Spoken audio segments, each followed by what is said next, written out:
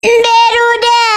Poenas kami kedatangan tukang cilok goang anu bener-bener ngahariwangkeun aya di gatsu heueuh. Aduh kan ieu runyeun beda nama si Mang kuah nanti di Banjur ku jando teh tingali. Hargana teh mung 5.000-an aja rek 3.000-an nek 2.000-an tapi sekarang mah make mie gelas jadi 10.000-an heueuh. Orang ditingali teh alas ya 10.000-an teh loba pisan si macamna. Mimiti si endog si jando si turang rangun bikin katahu oge aya pokona mah lengkap pisan. Wes puhur lamun geus kieu mah kudu dibubuhan mix dasar pokona mah di si Mang sagala aya rek kecap saos sambal jeung cuk age aya. Ya lo si kami mah mending geus teu kuat teh ngabelawakeun aing mah mending ngaruy kitu.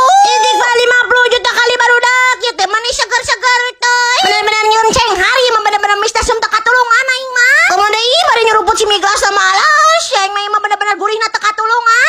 Aduh kan ieu si jana teh bener-bener gurih nyelan pisan ieu. Ya lo Mang siap-siap ya ku si kami diobrak-abrik jeung si Mang jeung kadara-dana aing mah satung dagang deui. Ais puguh si anjeunna teh meni loba pisan jadi pas di kadaharan teh bener-bener ngagecrot kitu. Sing jejor li asina teh wawaduh kan. Teh mendingan